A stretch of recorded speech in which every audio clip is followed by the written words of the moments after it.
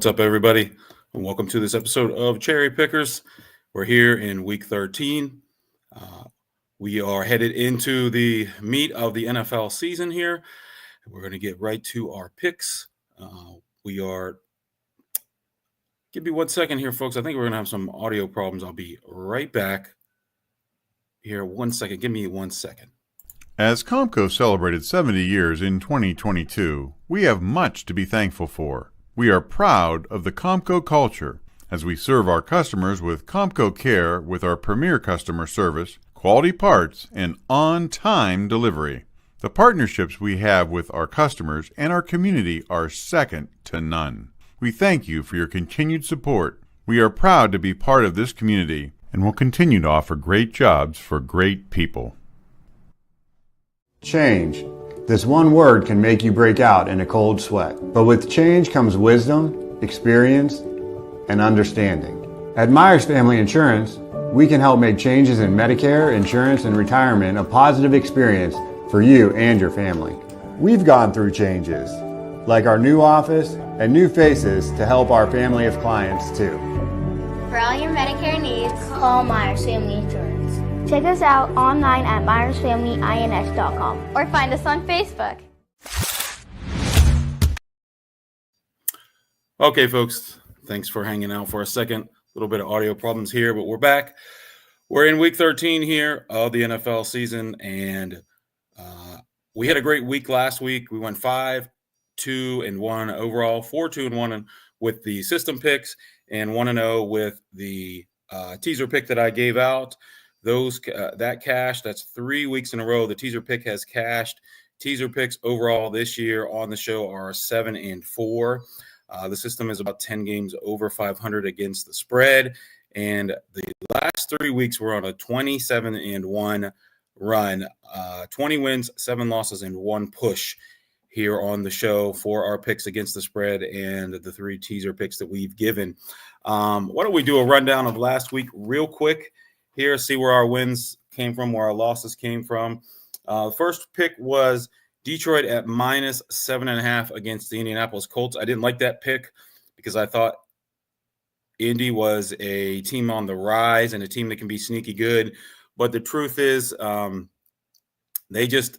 they're playing a team like Detroit with a great offensive line and a good play caller with playmakers on offense, they just didn't really stand a chance. And Detroit did what Detroit does, and they ran the score up and easily covered on that. That one cashed.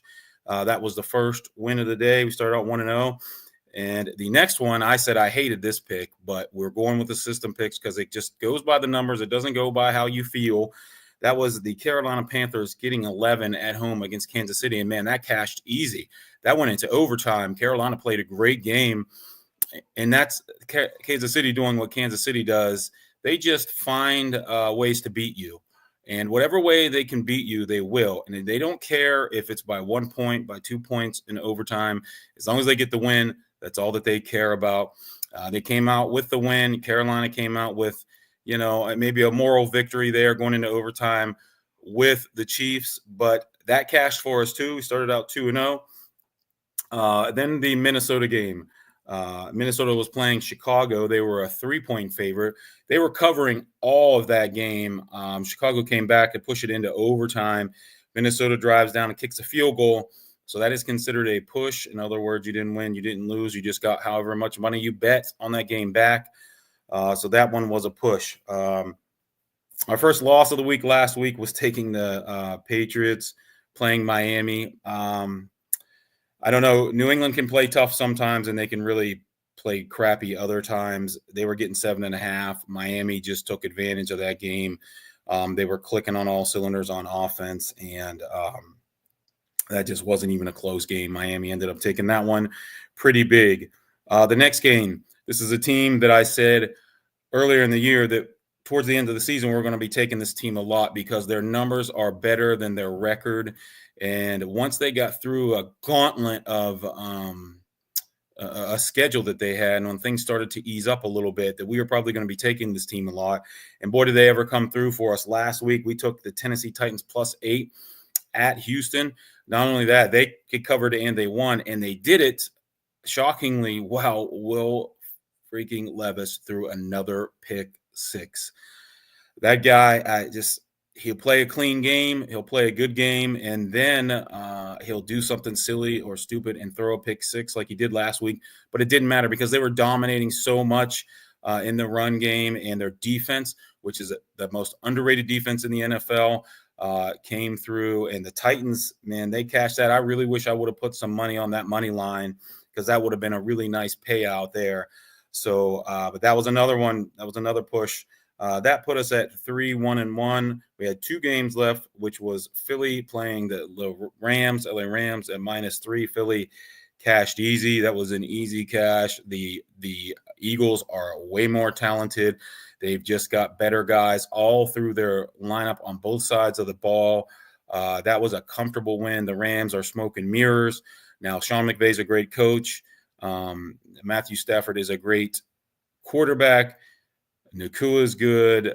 They got a couple good receivers, but really they don't have dynamic playmakers on the defensive side of the ball. If you can somehow slow down those 2 receivers on offense, they don't have anything else going for them. And Philly is tough in the trenches, and the Rams are not. The Rams got a feisty young defense, and they, who knows, here soon in the next year or two, they might be a contender again. But really, they won a couple of really close games that they maybe shouldn't have won. And I thought that Philly -3 was an easy game to win, and it really was. It was a nice, easy cover on a Sunday night. And then the last game of the week was a Monday night game where Baltimore was a 2.5-point favorite against the Chargers. Now, the system had the Chargers as actually a better team than Baltimore, and this is one of the rare times that with the system that we'll see where the schedule kind of makes one team look better than the other when in reality they are not. The Chargers, they are well coached and they are very well fundamentally. They don't turn the ball over. They like long, sustained drives. They kick field goals, but they don't have playmakers on the offensive side of the ball. They've got J.K. Dobbins, and they've got a good quarterback. Justin Herbert's a good quarterback, but they don't have the guys who can come through for you to get you the extra yards, to keep the chains moving. Their drives are 10 and 12 play long drives because they have to run the ball. They have to throw short passes. And anybody who watched that game, you saw the Chargers wide receivers dropping the ball like crazy. There was one wide receiver that had 3 or 4 drops in the game. You can't do that against a team like Baltimore that has, Trey Flowers, Lamar Jackson. They've got King Henry. They've got that good defense that has some holes into it, but they've still got playmakers there. But when you can just pound the ball, and then you've got a quarterback who is just so dynamic that your defense has to play on its heels, fearing for their life that he's going to take off running. And Baltimore can either have a 10 or 12 play drive, or they can have a 3-play drive for a touchdown. And the Chargers can't match that because they can't get down the field fast enough.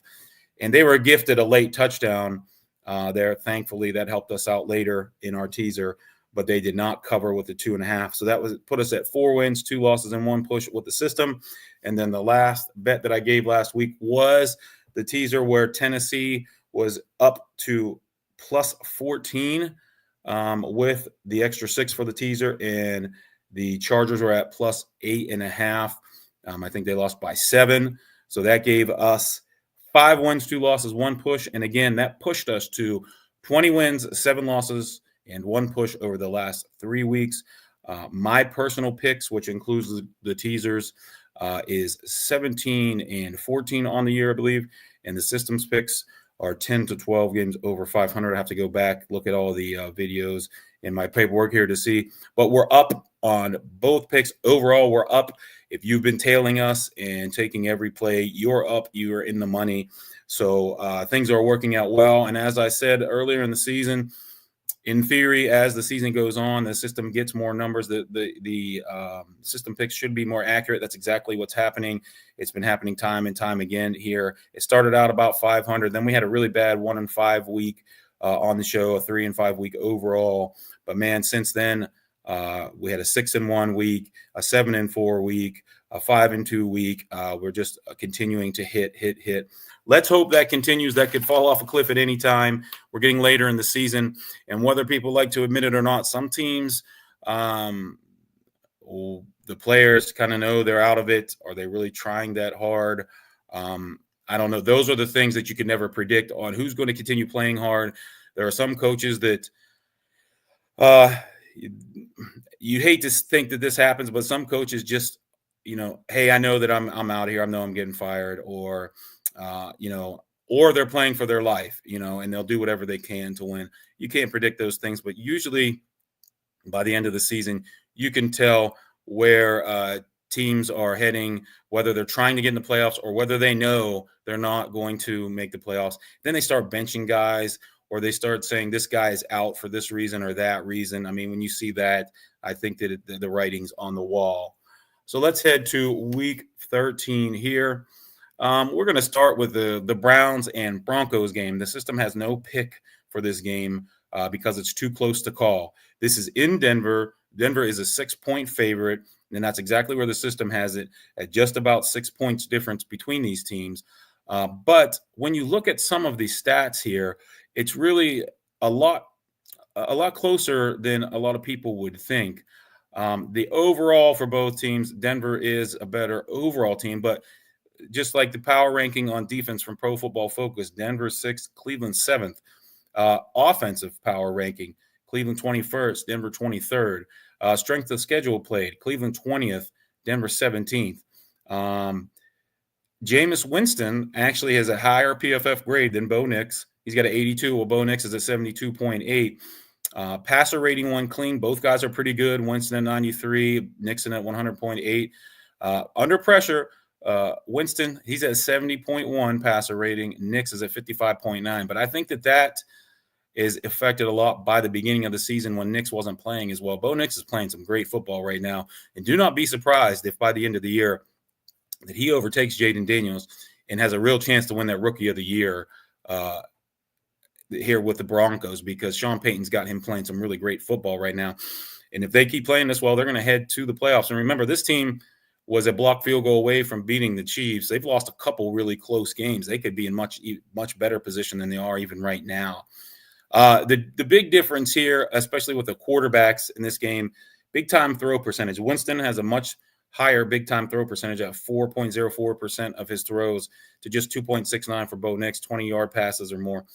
But the turnover-worthy plays, Bo Nix turns the ball over on just 1.45, or has a play that's worthy of a turnover, just 1.45% of his throws, where Winston is like triple that at over 4%. So if Winston can keep the ball, from being turned over, from fumbling it, from throwing it to the other team, if that Cleveland front seven can get some pressure on Nix, who knows what can happen. Cleveland is just one of those teams that they will surprise you. They'll beat you if you're not on your game. But again, this is in Denver. That thin air in Denver, it's tough for a team that's not in the division to hit out there and play when they're not used to, when they're not used to that thin air. That could be really tough to deal with. Denver is playing for their playoffs. They've got a lot to play for. Cleveland, they're unless they win out and so have some things fall in their favor, they're not heading to the playoffs. So really, this is a lot of points. Denver giving 6 is a lot. I wouldn't blame anybody for taking Cleveland plus 6 here, but the system says no play, so we're sticking by the numbers. There's no play there. Let's head now to Cincinnati. The Bengals are hosting the Steelers here. Bengals are 3-point favorites, believe it or not, and just about every metric outside of offense favors Pittsburgh in this game. I mean, Pittsburgh has a better defense. They've got, obviously more wins. They win closer games. They don't have the bad luck that the Bengals do with, the way the ball bounces, flags falling at the wrong times. It's one of those things where Cincinnati, if they have 4 more bounces go their way, they've got 4 more wins, and they're right there with Pittsburgh and with Baltimore in that division. So it really, the Bengals being 3-point favorites might look like what the heck, but Cincinnati really is really close to being the playoff and Super Bowl contenders that everybody thought they were going to be. Looking at these guys, their overall power rank here with Pro Football Focus, Steelers are 9th and the Bengals are 15th. Steelers have the 10th ranked defense while the Bengals are at 27th. Now the offense here might have almost as much of a difference. Steelers offense at 18th, the Bengals at 2nd. So really, you've got a lot of really, I guess, big differences here in rankings on certain sides of the ball, but they kind of even out overall. Joe Burrow is playing fantastic football right now. He's graded at 90.4 on the year. He's either the highest or second highest graded quarterback. Russell Wilson playing good ball, 75.5 grade. Anything 70 or above is considered a good grade with Pro Football Focus. And the passer rating when clean, Russell Wilson 112.9, one of the highest marks around. Burrow at 108.5, but under pressure, Joe Burrow's passer rating 103, Wilson at just 66.7. Both guys have big time throw percentages that are really high. Geez, Russell Wilson, almost 6% of his throws are big time throws. We talked about this on the show before. Russell Wilson, he's going to run around behind the line. He's going to buy time, and then he's going to go deep. And that's exactly what he does and who he is. And Burrow's at 4.5%. Turnover-worthy plays, both guys at exactly the same 1.68. Two really good quarterbacks here playing clean football. But I don't know. Burrow, Jamar Chase, T. Higgins, those guys are playing some great football right now. The system does like the Steelers getting 3. The system says that Pittsburgh is the better team here. It says that the Steelers are just overall better. And I was checking up on some injury news before the show. 2 of Cincinnati's best defenders are out. Their leading tackler and their best defensive lineman are out for this game. That can mean big things for that Pittsburgh offense and that running game. If they can really get Harris going, they could just control the clock. And what they want to do is keep Cincinnati off of the field. They want Joe Burrow and Jamar Chase sitting on the bench. That Cincinnati offensive line is not that good. If the Steelers can get some pressure in there, I don't know if Highsmith is back yet. Obviously, Watt's going to be somebody to reckon with. So the system does like Pittsburgh getting 3 points at Cincinnati. And Pittsburgh got a pretty good history in Cincinnati. Not only that, Tomlin as a dog, Mike Tomlin as an underdog, man, that guy comes to play. He's a motivator. He knows how to get his guys up. That's a special gift as a coach. To get your guys up to play every week, and especially in situations like this. So my money is with the system, taking Pittsburgh +3. Before we get to the rest of the picks, remember 1-800-GAMBLER is there for you, giving you the resources and information you need if you feel like you have a gambling problem. Okay, let's head into the rest of these picks here. Next game, we're heading to Washington as Washington hosts Tennessee. The Titans are headed to Washington. Titans are getting 6.5 points. I really wish that was a 7, but the system says that Washington is only about 3 points better than Tennessee. So getting 6.5, we are taking the Titans. We talked about what they did last week, how they not only covered, but they beat Houston in Houston, while Will Levis threw another pick 6, his 3rd or 4th of the season, to overcome that, still win a road division game against a playoff contender like Houston. That's a big deal. Let's hope they can do that again here in Washington. This is an AFC versus an NFC contest here. Washington has, kind of come down to earth a little bit. And they almost came away with another crazy end of the game. Miracle comeback to push overtime. And I'm watching this game with Ryan Big Tree Oliver, another cherry picker. We're watching this game. We're eating some wings.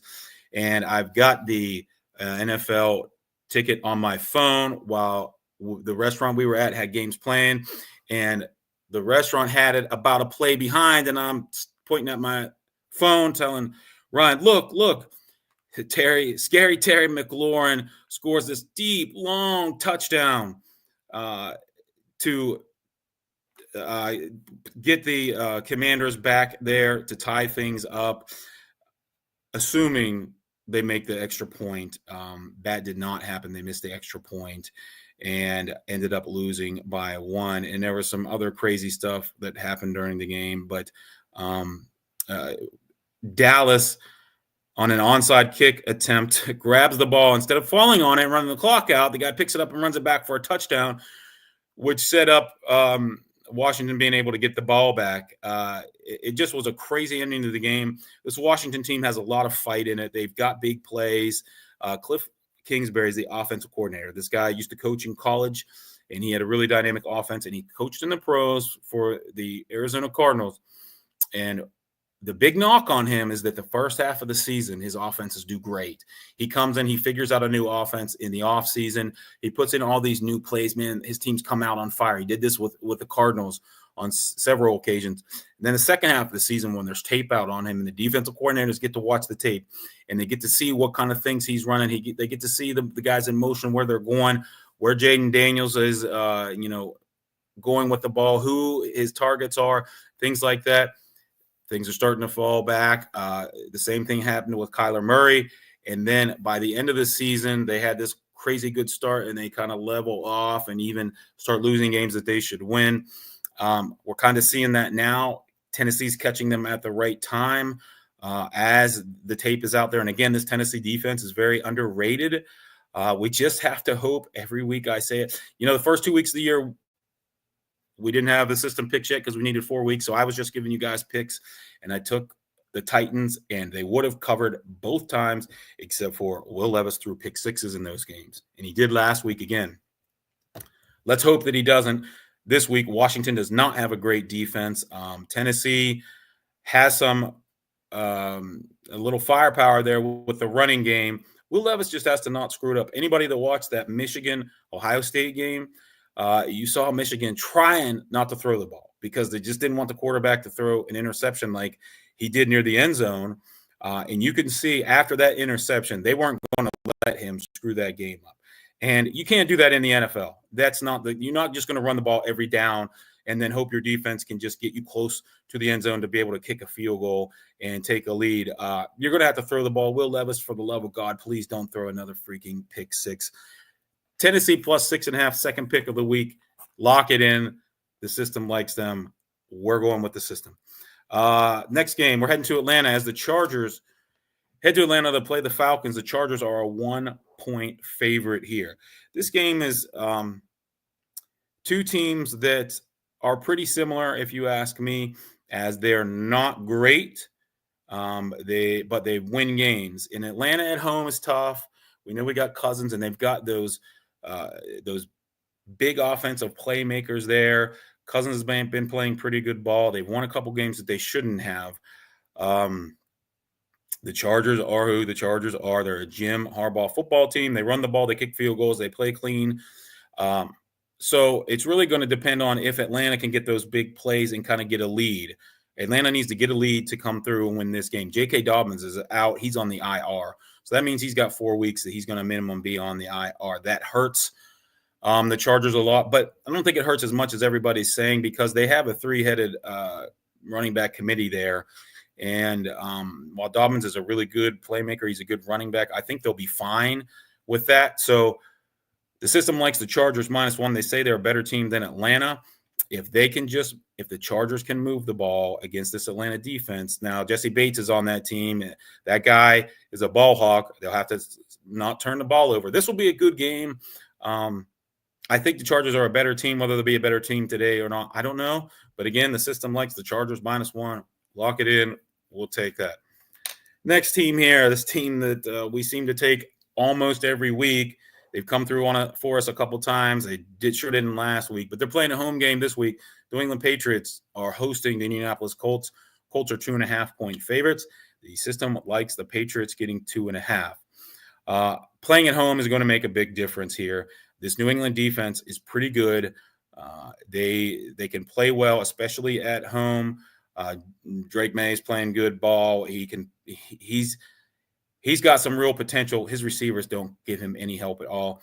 Hell, the Patriots throwing the ball to linemen in some of these games, and the linemen are catching the ball better than some of these receivers. New England, if they can play good on defense, Anthony Richardson is he went back down to earth last week against Detroit, and that Detroit defense it's good. It's not great, and they're injured now. So I think if New England can control that offense from Indy, keep that running game in check, and they can just move the ball, not turn the ball over, and catch the ball when the ball's thrown in their receivers' hands, that they've got a chance to win. I really wish this was +3, but the books know what they're doing. They don't want to go +3 because I think that they know that everybody would be taking New England if they did that at +2.5. We just have to hope for something like Indy lining up for a field goal to win as time expires. Let's hope that doesn't happen. But if you want to buy the half point, you want to buy the hook, as they call it, I wouldn't hold it against you. Your odds won't be as good. In other words, if you were to bet, $100, you're not going to win back as much as you would if you bet it at +2.5. But do with that information what you will. I wouldn't hold it against you. We're going to take New England at +2.5 here. Lock it in. That's the 4th pick of the week. We got 3 more here, plus our teaser coming up. Arizona heads to Minnesota. The Vikings host the Cardinals here. Vikings are 3.5-point favorites over Arizona. Arizona looked like crap last week. They can't score in some of these games. Good defensive teams really they make life difficult for the Cardinals, and those are the games the Cardinals can lose ugly. Minnesota's got a great defense. They got a great defensive coordinator. Sam Darnold is still Sam Darnold, whether he's in New York or whether he's in Minnesota. But Kevin O'Connell's got him playing clean football. That's really what they need from him. Just don't turn the ball over. Don't start seeing ghosts like you did in the past. You've got the best receiver in the NFL. You've got some good players around you. Aaron Jones is there. Jordan Addison is there. They've got a good tight end. Just don't screw it up, Darnold. He is Will Levis light, if you ask me. A guy that's got a big arm who, if he runs your offense and maybe hits a big throw for you here and there, he can really help a team with a good defense win games. Darnold obviously has a much higher ceiling than Will Levis ever will, but the point still remains. If Darnold throws some picks, if he turns the ball over, then he can lose you any game. The good thing for the Vikings here, their offensive line is much better than this Cardinals defensive line. I think the Cardinals pass rush is ranked 29th in the NFL, and if they can't score against Seattle, how are they going to score against this Minnesota defense? Seattle's got a respectable defense. Minnesota's got an elite defense. Minnesota -3.5 again. Wish it was only -3. 3.5 is still not bad because 4 is still a number that a lot of teams win by. So lock it in. We are going to take the Vikings -3.5 at home against Arizona. And remember, that Minnesota home field advantage is real. They get loud there in that dome. They really take pride in that. And remember, Minnesota is only a game behind the Lions right now. The Lions have 1 loss. Minnesota has 2. They want to keep pace. And Detroit did not look like Detroit on Thanksgiving. And had Caleb Williams had any kind of awareness of what the heck was going on, that game goes into overtime. Oh, man, that's a whole different subject there. Eberflus got fired, and rightly so. When everybody watching the game, when you're at a family event where your grandmother and your Aunt Sally and your uncle that hunts and has only watched football when his son played in high school says, why are they letting the clock run down? It's bad. And for Eberflus to say that they played the game right in that situation, they played the situation right. I sometimes think these guys try to get fired. I mean, he might have just wanted out. I don't know. They still going to, NFL coaching contracts are guaranteed. So he gets a paycheck and he gets to go on vacation. I sometimes wonder, are these guys trying to get fired?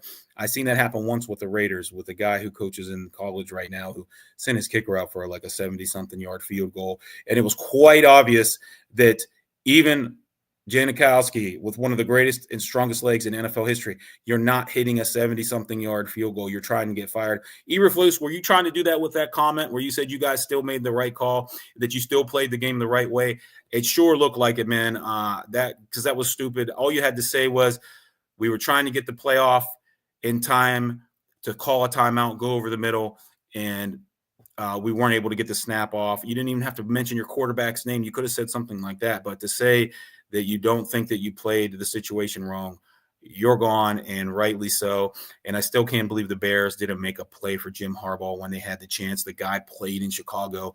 That would have been such a natural fit. I get it. Sometimes these owners, I think, want to stick with guys because there's such a stigma around firing NFL coaches now. These coaches aren't getting the time that they need to develop and to really get the team where they wanted them. But I think Eberflus got more than enough time to do what he needed to do, and he did not do it. So he's gone from there. My point, the whole point there was Detroit is kind of coming down a bit, and with some injuries to defense. I think on the broadcast they said there was 9 injuries to that defense, whether they were all starters or important guys. That's a lot. Yeah, their offense is great, but you get another really good offensive team, and you're going to be in a dogfight. And they still got to play Minnesota again. So Minnesota really needs this game. Whether they'll win by 3.5 or more or not will be seen, but the system thinks that they will. So we're going to go with Minnesota. 2 more games here.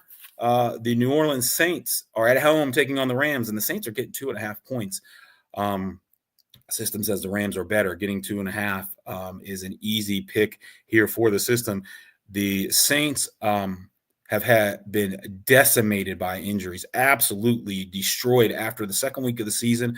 They came out, they beat Carolina, then they whooped on Dallas, and they really look like a contender with a good offensive line and playmakers, but they've had a ton of injuries since then. And Derek Carr was out. We've seen Spencer Rattler in there, and he was not ready for the NFL. Taysom Hill was taking snaps at quarterback, and they had another guy in there playing. His name escapes me right now. But once Carr come back, they kind of settled down a little bit. I believe they beat the Falcons straight up in a game with Carr. They played a lot better since Carr has been back, even with the injuries. This Rams team is not anything to be super scared of. If they can get some kind of pass rush on Matt Stafford, they could win this game. And playing in New Orleans is not easy. And if anybody watched that Miami Rams game a couple weeks ago, that Miami team, they really got after Stafford. There are holes in that offensive line for the Rams. Can the Saints do that? Can Derek Carr stay clean? Derek Carr is very, very good at not getting hit. He's one of the quarterbacks in the NFL that won't take a hit if he has to. And that's kind of been to his detriment because he gets rid of the ball too fast or he throws it away. But it also keeps the game clean where he doesn't turn the ball over a ton. If he can do that and the New Orleans pass rush can get to Stafford and mitigate those receivers, I think New Orleans can win this game. If they can get their running game going, maybe control the clock there. We'll see. But the system likes them getting 2.5. So New Orleans plus 2.5. Lock it in. And the last game of the week is Philadelphia at Baltimore. Philadelphia getting 3 points. And the reason this is the last game, remember, we have to have 4 complete games from a starting quarterback. They have to start a game and they have to finish a game 4 times before we can use their information to predict what may happen in the future. There is that will eliminate a game. And then also if it's too close to call. If the system says there is less than 1 point difference after we factor in the spread, then we do not pick those games. Those are just too close to call. That's what we call them in the group, too close to call. So the rest of these games, either the quarterback hasn't been there for 4 complete starts and finishes, or these games are just too close to call, like that Cleveland and Denver game. But Philly is headed to Baltimore. Philly is getting 3. The system likes Philly getting 3.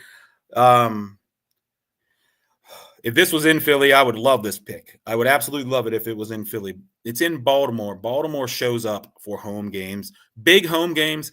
You guys saw what they did to Buffalo earlier in the season. My goodness, they smoked them. It was not even funny. They beat the crap out of the Bills.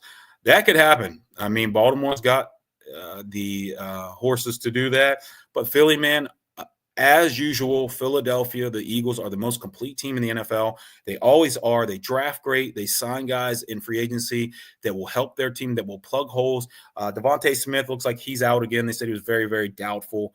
That stinks that he won't be there. But still, this Philly interior defensive line is good. This Philly offensive line is good. They still got A.J. Brown. They've got Saquon, who's just been going absolutely nuts. If you're a Giants fan, or if you're in that Giants front office or coaching staff, you just every single time that Saquon touches the ball, I think that those guys get a little tug at their heart, like, what did we do? This is so stupid. Seeing him hurdle guys backwards, or having 300 yards of offense. I mean, he's just such a great playmaker. Baltimore's going to have to bottle him up and bottle up A.J. Brown. And then when they're on offense, they're going to have to continue to move the ball, because that Philly defense is for real. System likes Philly getting 3. Jalen Hurts is playing a pretty good season. He's not throwing as many touchdowns as usual. He's running the ball. And I'll tell you one interesting stat here. The Philadelphia Eagles are not great in the first quarter.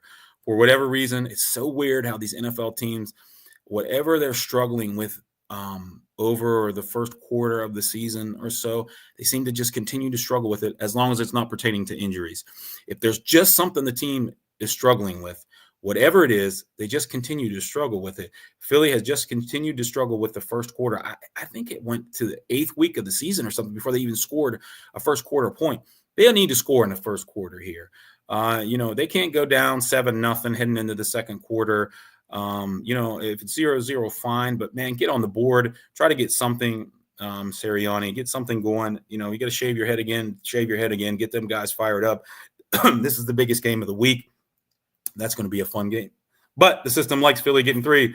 So to recap, Tennessee plus 6.5 at Washington, the Chargers -1 at Atlanta, Pittsburgh +3 at Cincinnati, New England +2.5 home versus Indy, Minnesota -3.5 at home versus Arizona, New Orleans +2.5 at home versus the Rams, and Philly +3 at Baltimore are our system picks.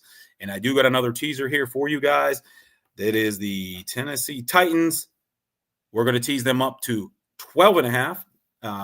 A teaser, remember, is 2 teams picked together like a parlay, except you add 6 points to whatever the 2 teams that you like are. So Tennessee is going to go from +6.5 to +12.5 as they take on Washington in Washington. And the Pittsburgh Steelers are going to go from +3 to +9. I like this because both teams are getting more than a touchdown. Both teams are getting more than a 2-point conversion. And with Tennessee, you're getting a touchdown, a 2-point conversion, and a field goal, and then another 1.5. We just have to pray, please, Will Levis, don't throw a pick 6 there. So that will do it here for this episode of Cherry Pickers. Let's hope that this train keeps rolling. Let's hope that we still continue to make money on a 20 wins, 7 losses, 1 push run here the last 3 weeks. 3-0 run on the teaser picks. Let's hope this continues to go. I appreciate everybody who's been tuning in. I appreciate all the comments. I've seen some people out in the public, saying that they watch the show. I really appreciate that. We hope that this show continues to get bigger and better. The other guys that are in this group, their work schedules have not worked out this season, so we're hoping to at least get them back for next season. But I'm going to come back every week here at noon and try to bring you these system picks no matter what happens. So for Brian Scott and DJ Oakley back at home base, I'm Gary Altizer. Thanks for tuning in to YSN. We'll see you next week.